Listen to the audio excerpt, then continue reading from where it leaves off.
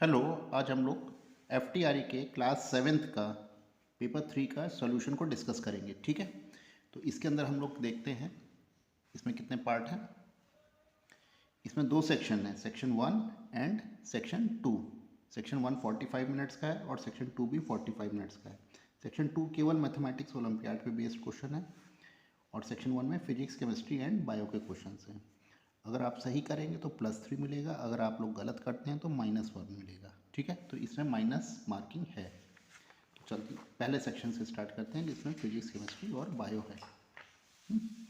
तो first question number 1 में अगर हम लोग देखते हैं, क्वेश्चन नंबर 1 में क्या बताना है, चार्ज इन 1 इलेक्ट्रॉन। तो इलेक्ट्रॉन कैसा होता है, नेगेटिव होता है।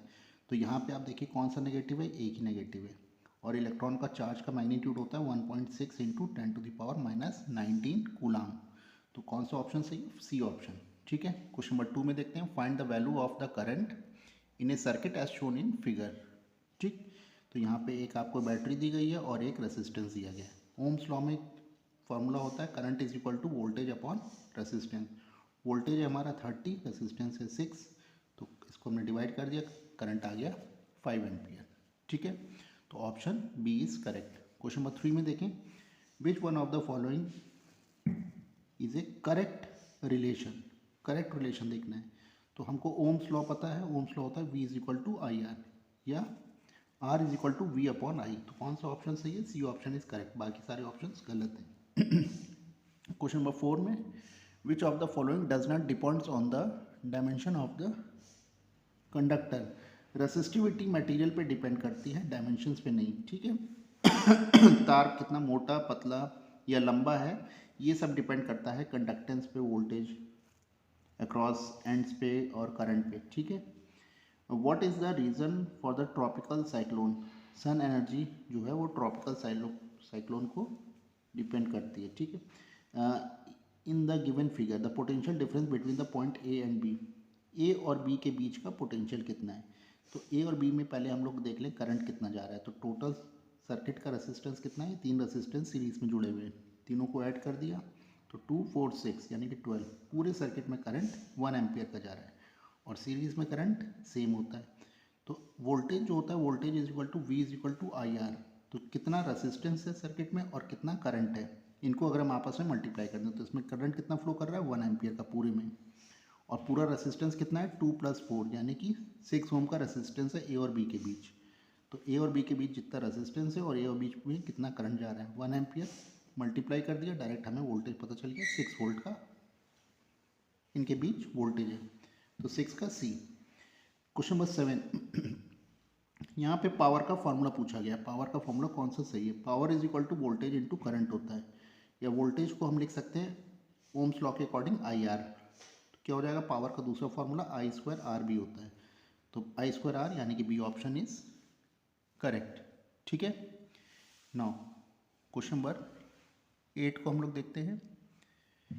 कंसिडर द फॉलोइंग प्रोसेस, इनमें से कौन सा सही है, फर्स्ट, सेकंड एंड फोर्थ हमारा सही है, बी ऑप्शन। क्वेश्चन नंबर 9 में देखते हैं, टामरिन जो होता है वो एसिड होता है, यानी कि वो ब्लू लिटमस को रेड कर देता है, एसिड जो है रेड होता है। ठीक है, शुगर सिरप जो होता है वो न्यूट्रल होता है, ना एसिड ना बेस। लाइम वाटर, ठीक है, लाइम वाटर ये नींबू नहीं है, लाइम वाटर कैल्शियम वाला है। ठीक है, तो ये होता है बेसिक, और सोप सोल्यूशन भी बेसिक होता है। तो बेसिक जो होते हैं वो रेड लिटमस को ब्लू कर देते हैं। ठीक है, तो कौन सा ऑप्शन सही है, option A is correct. Question number 10, lemon and coffee दोनों ही एसिडिक होते हैं, बस ये है कि कॉफ़ी थोड़ी कम एसिडिक होती है, लेमन ज़्यादा एसिडिक होता है। Question number 11, the hair of which animal is commonly known as mohair. ठीक है, अंगोरा गोट होती है जिसका हेयर मोहेर होता है। 12 का, clayey soil use for making pots and toys. ठीक है, 13 का, यहाँ में पर्कुलेशन पूछा गया है। तो पर्कुलेशन क्या है, कितनी देर तक के लिए जो हो रहा है, 20 मिनट्स के लिए, 400 ml के लिए। तो 400 ml अपॉन 20 मिनट्स, तो कितना हो रहा है, 20 ml पर minute. Answer is B.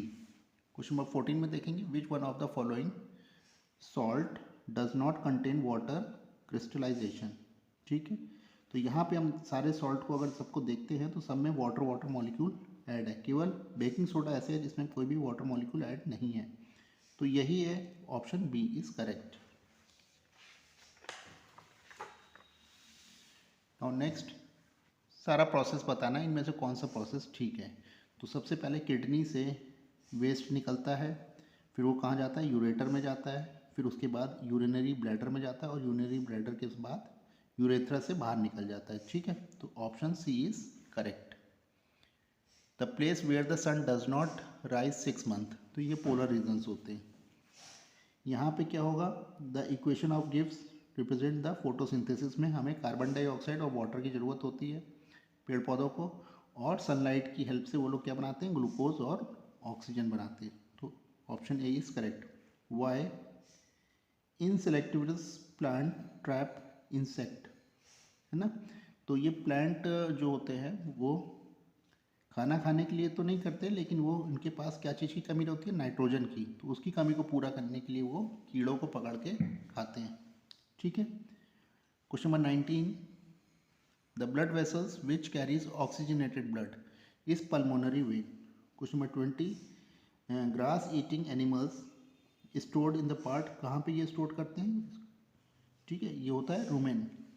21, saliva contains, तो स्लाइवा कंटेन्स क्या होता है, स्टार्च इनटू सिंपल शुगर में कन्वर्ट करता है। ठीक है,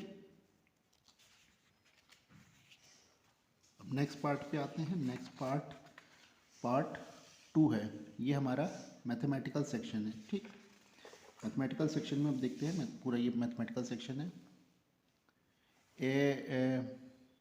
Mamta sold her TV for ₹3320 at a gain of 320, मतलब इसने अपना टीवी को 3,320 रुपये में बेचा और उसको प्रॉफिट कितना हो गया, 320 रुपये का। यानी कि उसने टीवी कितने में ख़रीदा था, 3,000 रुपये में ख़रीदा होगा। ठीक है, अब if she sell TV at ₹3,150 3150 then her gain, अब इसका गेन कितना होगा। तो गेन होता है, गेन परसेंटेज होता है गेन अपॉन CP इंटू 100। 150 का गेन हो रहा है, 3,000 का सामान था, 150 रुपये का फ़ायदा था, 150 अपॉन 3,000। ठीक है, तो कितना हो गया, 5% का उसको गेन हो रहा है। तो option D is correct. From a rope 68 metre long, एक 68 मीटर लॉन्ग रोप को n पीसेस में टुकड़े कर दिया गया है। एक लेंथ पीस जो है वो 4:1/4 है, यानी कि 4 4 16 प्लस 1 इज 17/4 का एक पीस की लेंथ है। तो हमें नंबर ऑफ पीस बताने हैं। तो 68/70/4 सॉल्व कर दिया तो वैल्यू आ गई हमको 16 आ गई। लेकिन अब वो पूछ रहा है फाइंड √n, यहाँ पे थोड़ा सा ध्यान दीजिएगा, √n की वैल्यू पूछ रहा है। तो 16 का अंडर रूट कर दिया, क्या आ गया, 4 आ गया। Option A is correct. Gain 25% after allowing discount 10%। ठीक है, 10% का डिस्काउंट देने के बाद भी इसको अगर 25% का फ़ायदा हो रहा है, तो mass the piece of the article cost him ₹360 x, then find the value of. ठीक है, तो इसको अगर हम लोग सॉल्व करेंगे तो x की वैल्यू आ गई 500, इसको हमने करा तो 500/5 इंटू 1/5 सॉल्व करा तो विच इज़ इक्वल टू 2, तो B आ गया। ये ब्रॉट ए टेप रिकॉर्डर, 8,000 रुपये का इसने एक टेप रिकॉर्डर खरीदा है और उसको B को सेल कर दिया। ए ने खरीदा 8,000 रुपये में, B को सेल कर दिया, कितने % प्रॉफिट पे, 20% पे। अब B ने खरीदा और C को सेल कर दिया, उसने भी कितने % प्रॉफिट पे बेच दिया, 20% के। तो हर एक आदमी दूसरे को खरीद के बेचता जा रहा है और 20% के प्रॉफिट पे बेचता जा रहा है।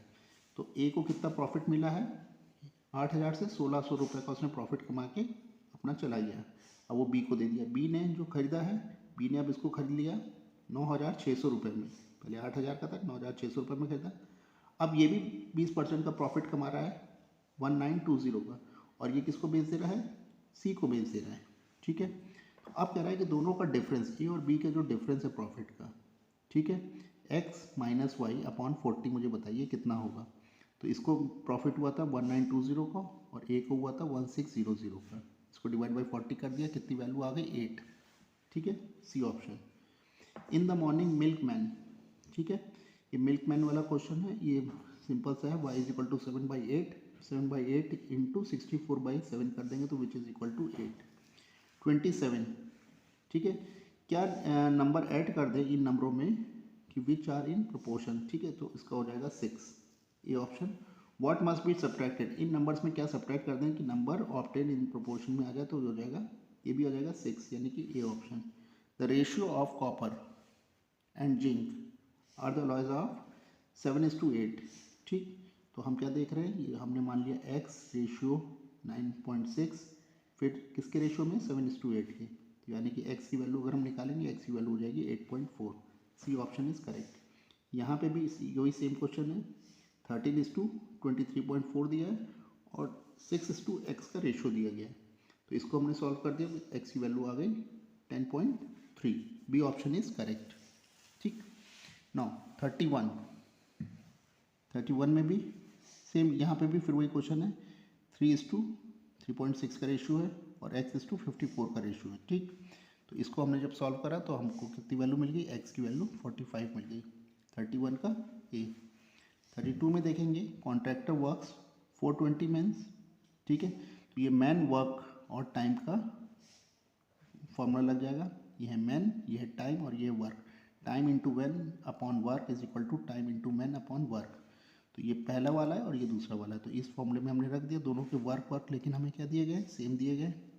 ठीक है, तो T1 M1 is equal to T2 M2 से हमने इसको सॉल्व कर लिया। ठीक, तो वैल्यू आ गई हमारी 540। अब हमको कितने एक्स्ट्रा मैन लगाने पड़े, तो 540 माइनस 420, यानी कि हमको 120 एक्स्ट्रा मैन्स लगाने पड़े, यानी कि ऑप्शन बी इज़ करेक्ट। 33 में देखेंगे, गैरिसन ऑफ 500 मैन्स प्रोवाइड, यहाँ पे भी वही T1 M1 T2 M2 time और मैन का वर्क का फॉर्मूला अप्लाई कर दिया। ठीक है, इसको वैल्यू पुट कर दी और निकाल दिया, तो T2 की वैल्यू आ गई 15 डेज, ऑप्शन डी। अब क्या दिया गया है 34 में, find the amount 12 October 2006 to 7 March 2007 तक हमने जमा करा है। सिंपल इंटरेस्ट का फॉर्मूला लगा देंगे। ठीक है, तो यहाँ पे 8,600 का हमारा टोटल अमाउंट था, कितने दिन तक, 8 महीने लगा दिया था, तो 8 महीने को हम उसमें ईयर्स में बदलेंगे तो अपॉन 365 का देंगे, 146 8%। तो इसको हमने जब सॉल्व करा तो ये वैल्यू आ गई हमारी करीबन 8% के रेट ऑफ इंटरेस्ट से। कितने दिन के लिए, 146 डेज़ को हमने ईयर में कन्वर्ट कर लिया, तो 365 से हमें क्या करना पड़ेगा, डिवाइड करना पड़ेगा, तो इंटू ईयर इंटू रेट और जितना हमारा अमाउंट था अपॉन 100। सॉल्व कर लिया, सिंपल आ गया 225। तो हमारा अमाउंट कितना हो गया, जो हमारा प्रिंसिपल था प्लस इंटरेस्ट कितना हो गया, 8875.2। ठीक, ऑप्शन ए इज़ करेक्ट। 35 में हम लोग देख रहे हैं, in what will be the value of the 86 amount, ये भी वही है, इंटरेस्ट क्या है, amount minus principal, amount minus principal कर दिया तो हमारा इंटरेस्ट आ गया 418.5। तो इंटरेस्ट होता है PRT अपॉन 100, इसको हमने सॉल्व कर लिया, टाइम आ गया हमारा 2:1/2 ईयर।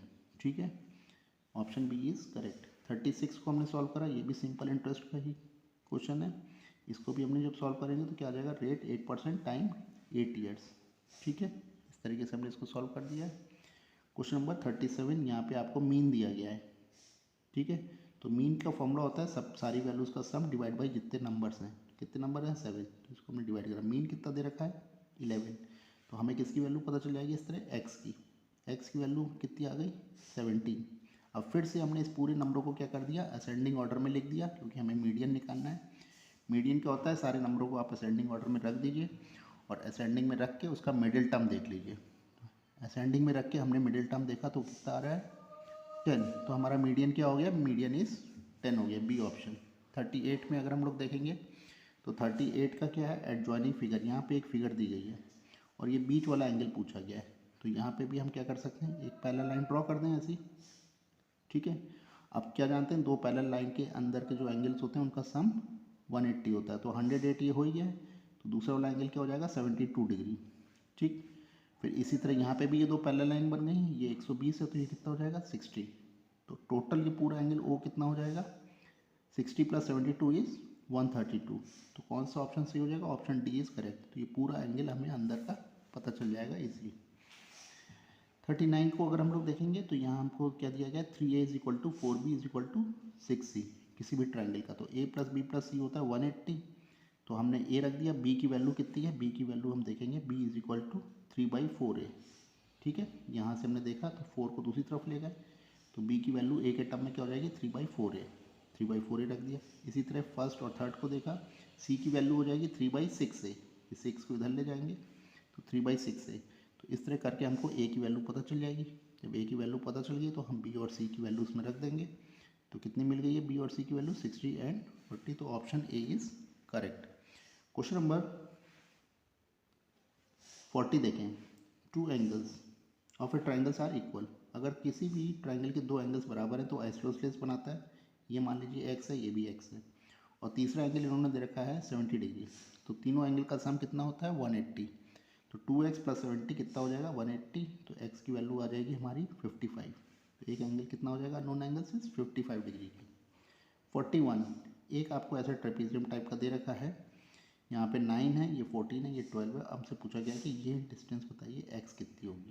तो इसको हम फिर से ड्रॉ कर लें, ये एक पैरेलल लाइन ड्रॉ कर दें, एक रेक्टेंगल इसमें से निकल गया। तो अब ये क्या बचा, एक ट्राइंगल, राइट एंगल ट्राइंगल। और राइट एंगल ट्राइंगल को हम लोग पाइथागोरस से सॉल्व कर सकते हैं, तो हमको हाइपोटेनियस की वैल्यू पता चल जाती है। तो उसी तरह हमको यहाँ पे x की वैल्यू पता चल जाएगी, x = √169 = 13। 13 वैल्यू हमको पता चल गई। 42 में हमें क्या दे रखा है कि एक है 17 metre long reach a window which is 8 metre above the ground. ठीक है, तो ये हमको यहाँ पे सीढ़ी लगा के देखा गया है। तो ये हमने क्या देख रहे हैं, दो ट्रायंगल्स बन रहे हैं x और y। तो x और y को हम लोग पाइथागोरस थ्योरम से डायरेक्ट सॉल्व कर दें, विच इज़ इक्वल टू 15 और 8। तो हमें बता रहा है दोनों का सम कितना होगा, 15 + y इज़ कितना हो जाएगा 23। तो 42 का ऑप्शन हो जाएगा 23। अब मेरे ख्याल से ये पूरा पेपर सॉल्व हो गया, 42 ही क्वेश्चंस थे। ठीक है, तो चलिए